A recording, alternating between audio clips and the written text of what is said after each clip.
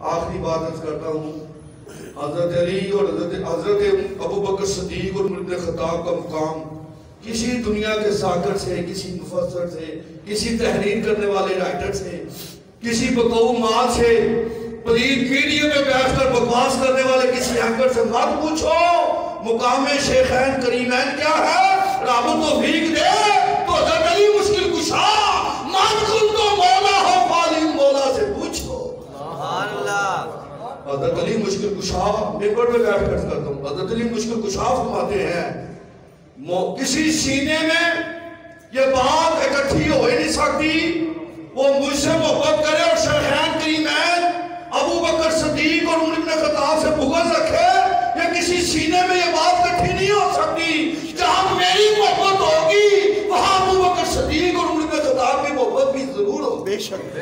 ہاں، میں بنوٹی میاں مٹھو قسم کے مومنوں کو بتاتا ہوں، میں مومن، ظالم مومن کون ہے؟ مومنوں کو امام سے پوچھو، حضرت علی سے پوچھو، مومن کا مرتبہ کیا ہے، مومن کی پہچان کیا ہے، مومن کی شان کیا ہے۔ مومن وہی مومن ہے جو ابو بکر صدیق، عمر بن خطاب اور حضرت علی سے محبت کرے گا۔ اور جو ابو بکر صدیق اور عمر بن خطاب کا نام سن کر جل جائے، اسلام کا دشمن تو ہے، مومن نہیں ہو سکتا۔ الحمدللہ نبی کی غلامی کے صدقے مومن بھی ہم ہیں، نبی کے غلام بھی ہم ہیں، حضور کے صحابہ کے غلام بھی ہم ہیں، حضور کی آل کے غلام بھی ہم ہیں انشاءاللہ۔ اور ابو بکر صدیق کے بارے میں عرض کرتا ہوں، اسلام لانے میں پہلا نمبر ابو بکر صدیق ہے۔ انشاءاللہ موقع نصیب ہوگا تو اللہ جمعۃ المبارک کو حدیثوں سے آپ کے سامنے عرض کروں گا۔ حضرت امام منصور تابعی ہیں، آپ سے کسی نے پوچھا یا حضرت اسلام لانے میں پہلا نمبر ابو بکر صدیق ہے یا حضرت علی کا ہے؟ آپ کے چہرے پہ جلال آ رہا، آپ نے فرمایا ہمیں یہ وقت بھی دیکھنا پڑتا تھا، کوئی ہم سے یہ پوچھتا اسلام لانے میں پہلا نمبر کس کا ہے؟ آپ فرماتے ہیں ابو بکر صدیق اس وقت اسلام کی دولت سے پہلے مند ہوئے جب حضرت علی مشکل کشا بھی پیدا بھی نہیں ہوئے تھے، پیدا بھی نہیں ہوئے تھے۔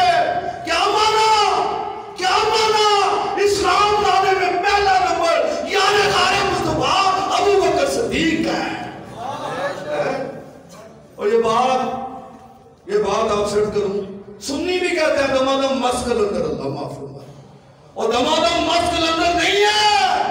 کالا وکالا رسول اللہ کی گردان کرو، اللہ رب العزت نے اسلام لانے میں پہلا مرتبہ ابو بکر صدیق کو دیا ہے۔ حضور صلی اللہ علیہ وسلم نے سب سے پہلے جسے کلمہ پڑھایا وہ ذات ابو بکر صدیق ہے۔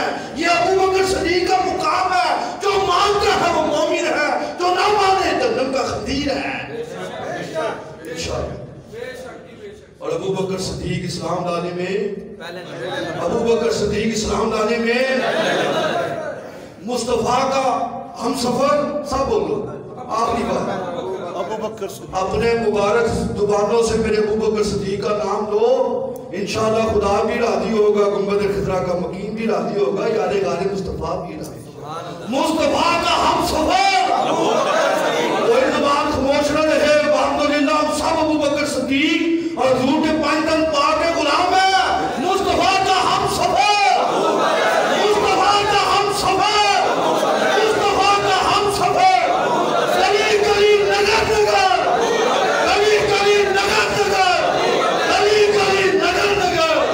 انشاءاللہ ہم اس کراچی کے کتوں کو بتا دینا چاہتے ہیں، تم نے محرم کے دنوں میں ابو بکر صدیق کی شان میں گستاخی کی تھی، ظالموں تم اپنے جام کو پہنچو گے۔ یہ پاکستان ابو بکر صدیق کے غلاموں کی سرزمین ہے انشاءاللہ۔ اور جماعت ثانی کے مہینے میں ثابت کریں گے، پاکستان کے ہر گلی میں ابو بکر صدیق کا ذکر ہوگا، پاکستان کے ہر محلے میں یار غار کا ذکر ہوگا، پاکستان کی ہر آبادی میں جہاں سارے مصطفیٰ ابو بکر صدیق کے نام پہ چرچے ہوں